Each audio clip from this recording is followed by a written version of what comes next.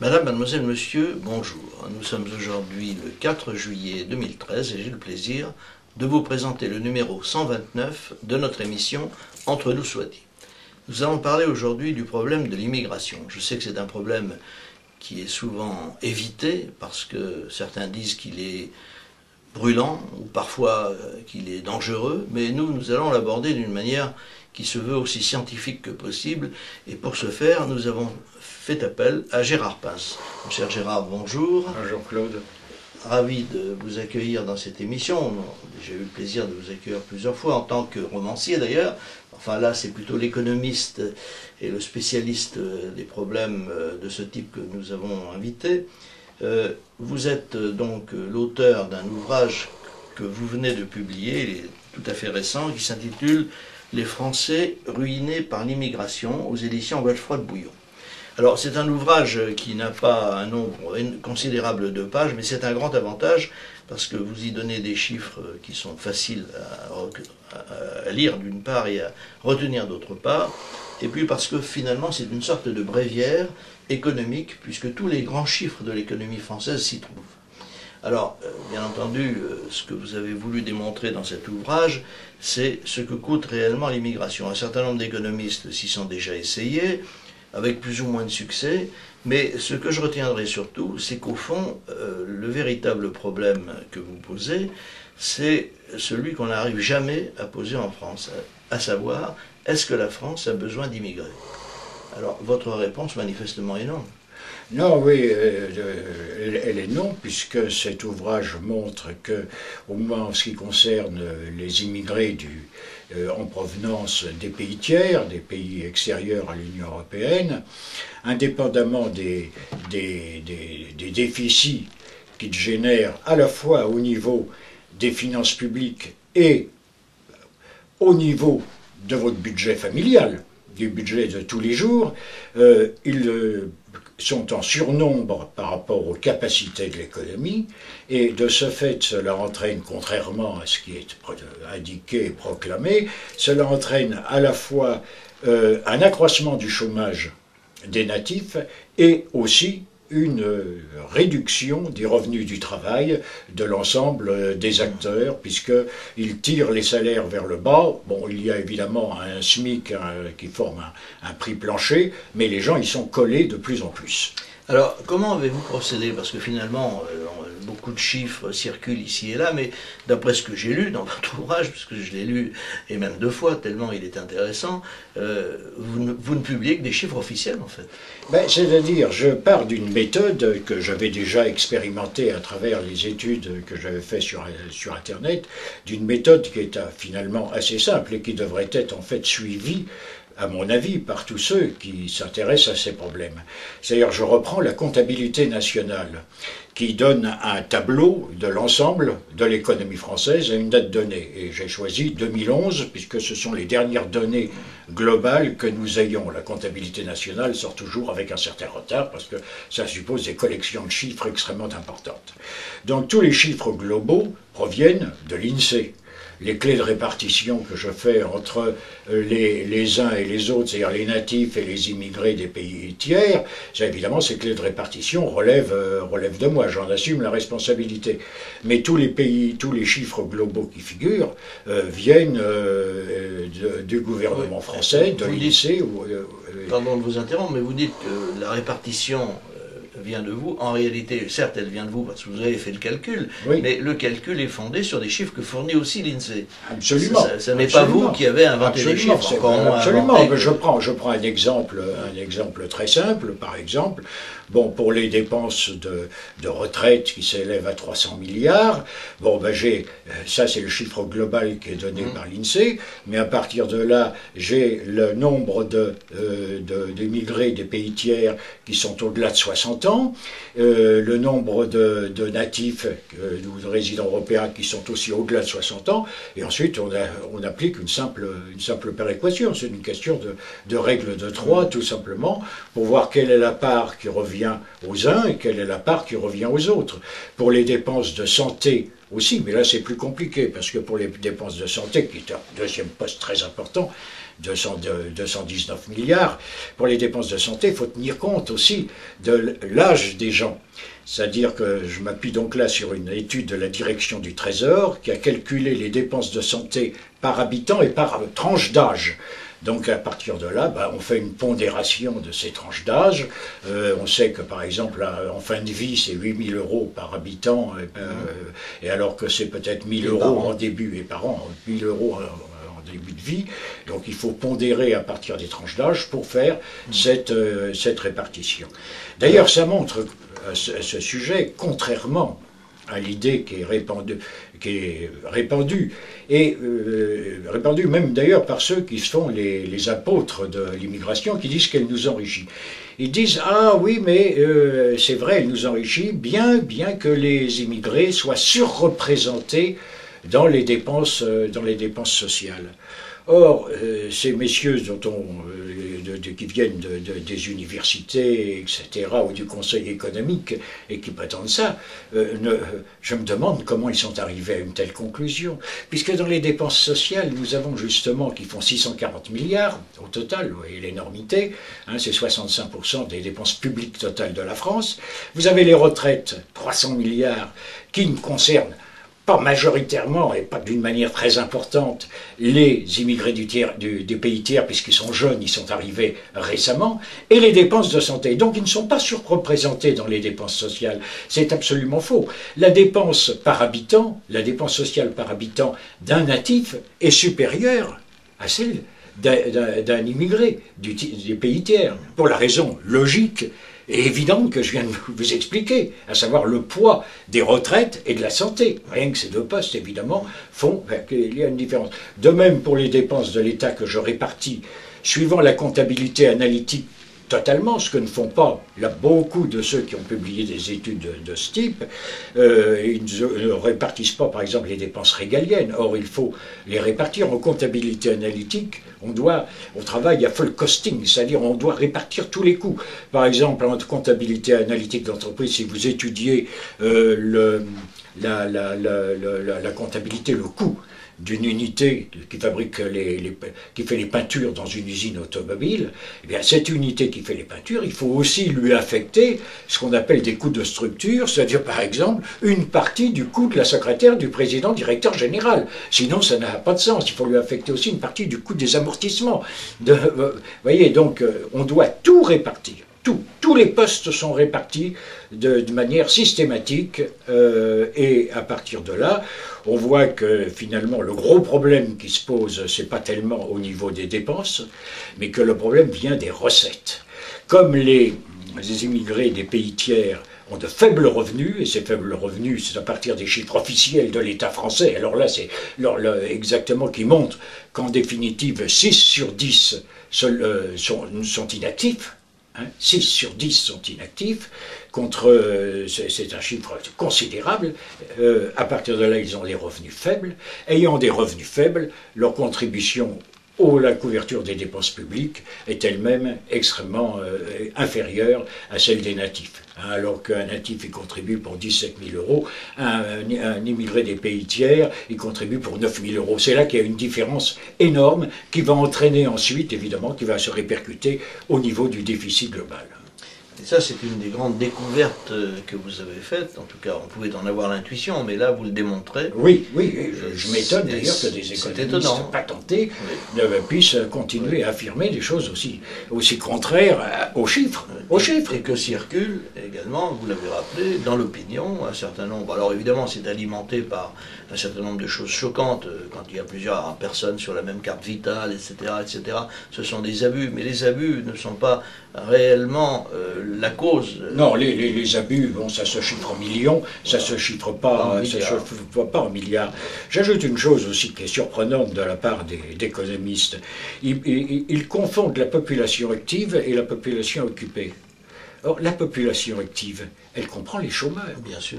Dans la population active, ça se décompose, et tous les tableaux en donnent la décomposition. Vous avez les gens à la recherche d'un emploi, les chômeurs, et vous avez ceux qui sont réellement occupés. Et là, on voit que dans les occupés, sur la population en âge de travailler, sur la population en âge de travailler, 60% des natifs sont occupés, 40% seulement des immigrés en provenance des pays tiers, tiers à l'Union européenne, comme l'indique. Alors, quelques chiffres quand même pour ne pas accabler nos téléspectateurs, mais que c'est nécessaire. Ils les retrouveront tous dans le livre. Oui, ils les retrouveront tous. Les clés de répartition sont expliquées, tout est détaillé, non seulement dans les annexes, mais dans le corps du texte. Je n'ai rien voulu laisser dans l'ombre pour que les gens puissent juger sur pièce. Et vous avez eu l'intelligence, venant de vous, ça ne surprendra pas, de diviser l'ouvrage en deux parties. C'est la première partie où vous expliquez les choses avec les chiffres, mais un minimum de chiffres pour ne pas accabler le lecteur. Et puis la deuxième partie qui est faite de toutes les références. On peut s'y reporter très facilement, chapitre par chapitre. Donc c'est facile à lire et à comprendre. Alors, quelques chiffres donc, il y a en France actuellement à peu près 8 millions d'immigrés venant des pays tiers. Venant des pays tiers. C'est-à-dire 4 millions de personnes qui sont de la première génération et à peu près 4 millions de la seconde génération. C'est ça. Donc 8 millions de personnes, ça représente à peu près un peu plus de 12% de la population totale. Voilà. Bon, en dynamique de groupe, on sait qu'à partir de 10% de gens étrangers, à un groupe, quel qu'il soit, les problèmes commencent à se poser. À 20%, ce sont les gens qui constituent les 20% qui sont maîtres de la situation. Ce sont les grands enseignements de la dynamique de groupe.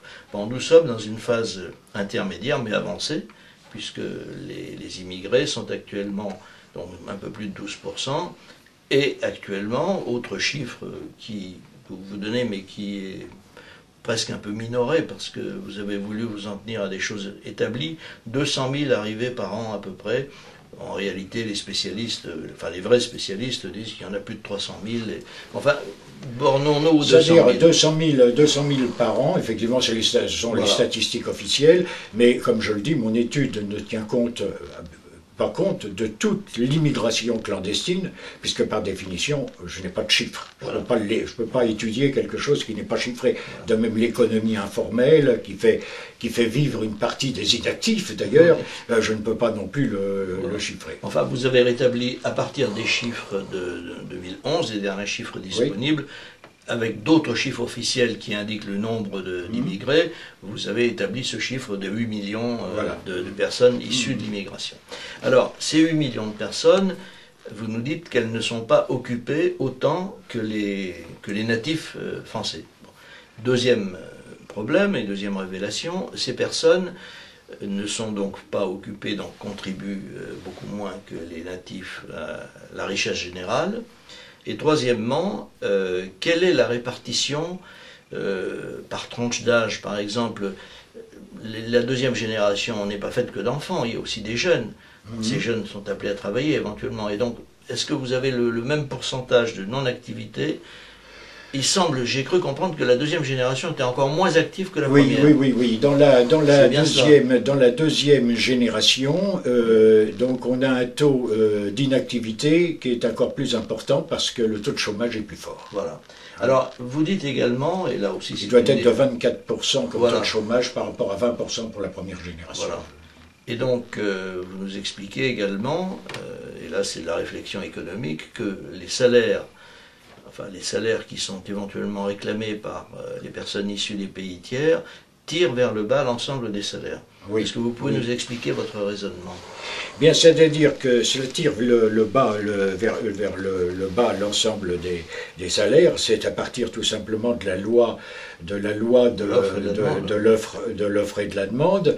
Même lorsqu'il y a un salaire plancher, à partir de là, les gens vont être de plus en plus collés au salaire plancher en raison de la présence de gens qui acceptent a priori des rémunérations plus faibles.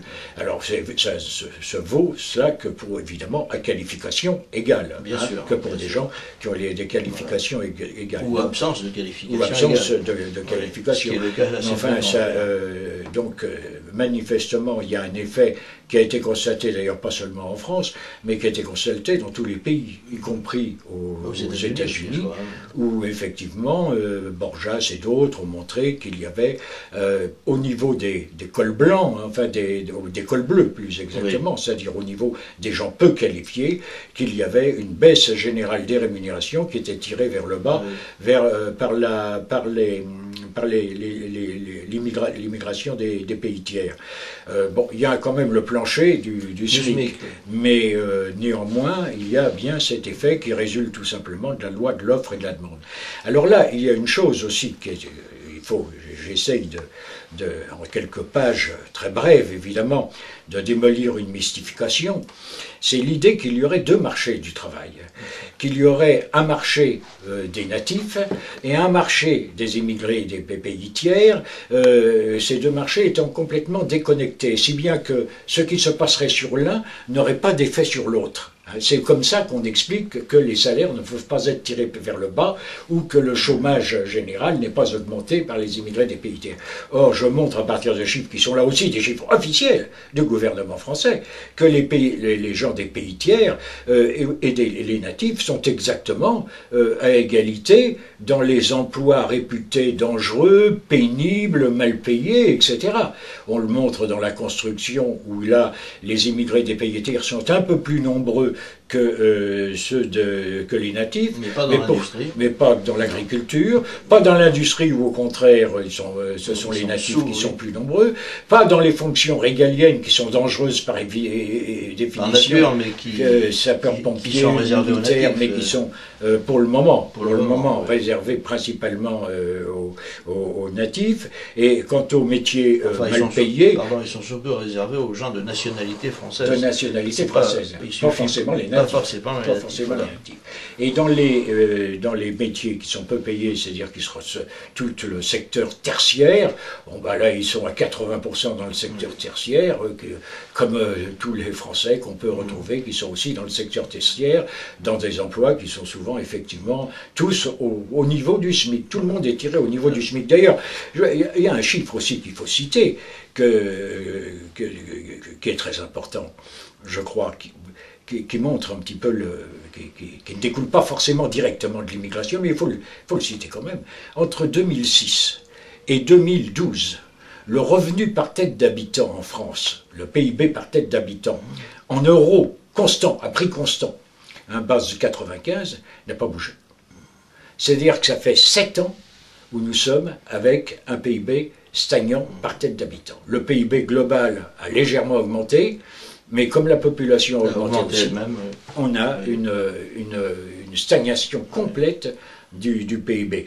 Et cette stagnation du PIB moyen, c'est le PIB par tête, cache certainement un accroissement des inégalités, c'est-à-dire qu'il y a des gens qui ont gagné beaucoup plus, mais d'autres qui sont collés au SMIC et qui n'arrivent pas à décaler. Parce que c'est ça aussi que j'essaye de montrer, et ça fera grincer des dents.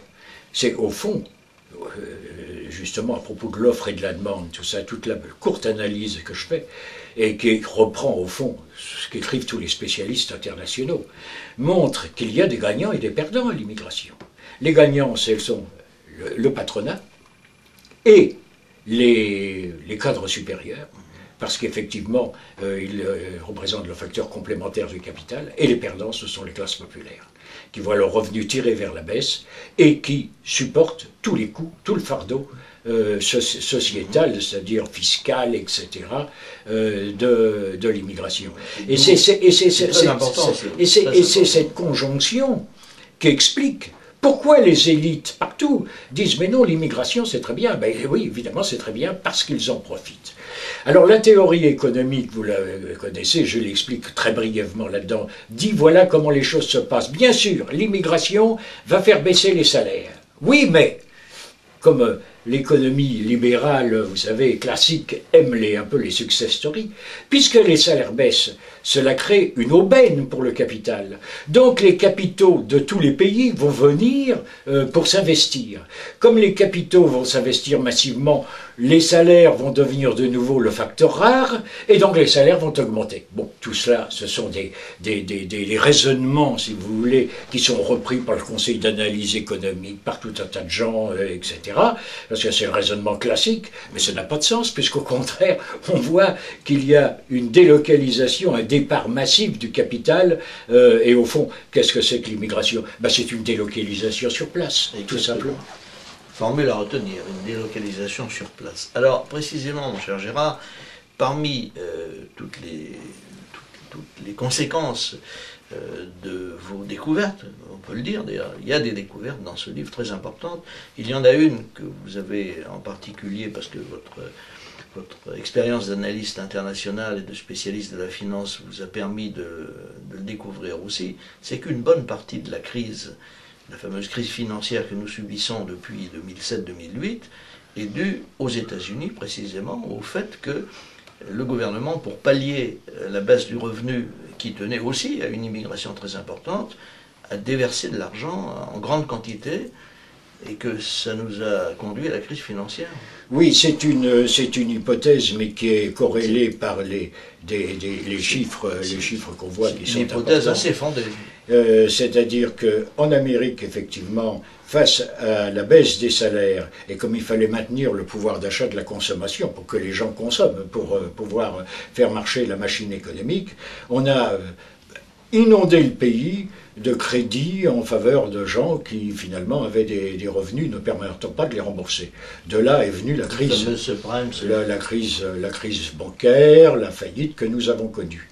En Europe, c'est différent, ça s'est passé d'une autre manière, parce que comme nous avons des prix planchers ou autres, au lieu de distribuer du crédit à tout va, ce qui ne s'est pas du tout passé comme ça en France, par contre on a distribué des aides sociales à tout va. Et donc à ce moment-là, on a la crise de la dette. Et on a effectivement, tout cet argent qu'on a distribué a été emprunté. Qui a été emprunté, bien sûr. Nous n'investissons plus, enfin l'État n'investit plus, et il dépense uniquement en empruntant. Voilà. Et c'est destiné à une consommation locale, naturellement, laquelle pèse sur nos importations, elle augmente les importations, et du coup nous avons à la fois le déficit commercial, la dette, et tout s'enchaîne. Et comme nous avons en plus la stagnation que vous venez de rappeler, on voit que c'est une situation désespérée dans le système actuel. Oui. En tout cas, c'est l'idée que je défends depuis très longtemps. Oui. Je crois que si on ne change pas de système, nous n'arriverons jamais à sortir de cette crise. Alors, parmi les nombreux aspects qu'il faut traiter, mais je renverrai bien entendu nos téléspectateurs à votre livre, il y a quand même un aspect très intéressant que vous ne traitez pas directement parce que ça n'était pas votre sujet, mais on y pense irrésistiblement. La France, depuis des temps immémoriaux, en tout cas depuis 2000 ans, n'a jamais connu une situation pareille, sauf, elle n'était pas encore la France, mais la Gaule, et c'était à la fin de l'Empire romain, lorsque des populations extérieures sont venues, sans trouver de résistance d'ailleurs, elles n'étaient même pas hostiles. Elles arrivaient, ce qu'on appelait les grandes invasions, n'étaient pas du tout des invasions hostiles, ce n'était pas Attila. Ce n'était pas des invasions militaires, non. Ce n'était pas des invasions militaires, ce sont des déplacements de population. Des déplacements de population. Et depuis cette époque, jamais, absolument jamais, la France n'a fait appel à de l'immigration quand elle n'en avait pas besoin. Pas plus que les autres pays. Donc c'est ça le fond du débat actuel. On peut parfaitement parler de cette affaire en toute neutralité, je veux dire en neutralité intellectuelle. Il y a des gens qui sont favorables à l'immigration, laissons-leur leurs idées. D'autres qui sont hostiles, laissons-les leurs aussi. Ce qu'il faut essayer de comprendre, c'est le véritable problème qui se pose à un pays. A-t-il besoin d'immigrer? Et quelle est votre réponse? Et non, évidemment, d'après ce qu'on vous... Dans le cas de la France et dans sa situation actuelle, il n'en a pas besoin. Et de toute façon, je crois que, d'une manière générale, l'immigration ne doit être, pour tout pays, quelle que soit sa situation économique, ne doit être qu'un facteur marginal, et que les relations avec les autres pays doivent se faire non pas par des déplacements de population, mais par l'échange des biens et des services, simplement, et les factures de production restant là où ils sont. On ne peut pas remplacer une population par une autre, ça n'a pas de sens. L'immigration, c'est un sens, évidemment, dans des pays qui était complètement vierge, où il n'y avait personne, comme le cas des États-Unis, l'Australie ou autre. Mais enfin, c'est une époque qui est un peu révolue, tout ça. Hein, c'est une époque qui est révolue. Donc, dans des pays qui sont par ailleurs très occupés et très denses de population comme la France, il n'y a pas besoin d'immigration. Et ça, voyez-vous, mon cher Gérard, c'est pour ça que votre livre est particulièrement utile, c'est un débat qu'on nous a toujours refusé. Moi j'ai essayé, vous aussi, de l'aborder dans des termes aussi mesurés que possible, sans polémique, sans anathème. Et même cette demande de simple débat nous a toujours été refusée. Parce qu'ils connaissent la réponse aussi bien que celle que vous venez de démontrer. Oui, mais je me souviens, Claude, que vous posiez une question très simple. Oui. Vous nous dites qu'il faut de l'immigration. Mais alors combien C'est voilà. 10 millions, c'est 20 millions, c'est 30 millions, on remplace tout le monde. Voilà, c'est tout. L'absurdité complète. En tout cas, je vous remercie au nom de tous les téléspectateurs et au nom de tous les Français d'avoir produit cet ouvrage qui est bien nécessaire. Vous avez distrait un peu de votre temps de romancier pour vous replonger dans les chiffres. C'est peut-être un petit peu moins amusant. C'est stimulant intellectuellement. J'aime les chiffres, alors ça ne me gêne pas beaucoup. Et en tout cas, je pense que votre passage ici sera peut-être l'occasion, enfin, d'ouvrir ce grand débat que nous appelons de nos voeux, non pas pour nous personnellement, mais parce que c'est nécessaire au pays. Il faut que le pays sache quels sont les faits qui se déroulent en ce moment et quelle est leur justification éventuelle. Est-ce que vous avez en préparation d'autres ouvrages sur des sujets brûlants ? Non, je me relance maintenant en ce moment dans le roman. Voilà, donc vous allez... Dans le roman, donc... Alors, bon, naturellement, votre dernier roman, je n'ai pas eu le temps de vous inviter pour une raison très simple, c'est que vous savez que nous menons un combat en ce moment extrêmement important dans le domaine de la protection sociale et que ça me mobilise tellement que je n'ai pas eu le temps de m'occuper, entre guillemets, de votre dernier roman, mais je vais le lire pendant les vacances et vous viendrez, si vous voulez bien, nous en parler à la rentrée. Mon cher Gérard, merci d'être venu. Je remonte à nos téléspectateurs cet ouvrage qu'il faut absolument lire, Les Français ruinés par l'immigration, de Gérard Pince, aux éditions Godefroy-de-Bouillon. C'est un livre qui n'est pas très épais, mais qui va vous passionner. Merci de nous avoir suivis. Bon courage à tous. À bientôt. Et comme d'habitude, vive la France.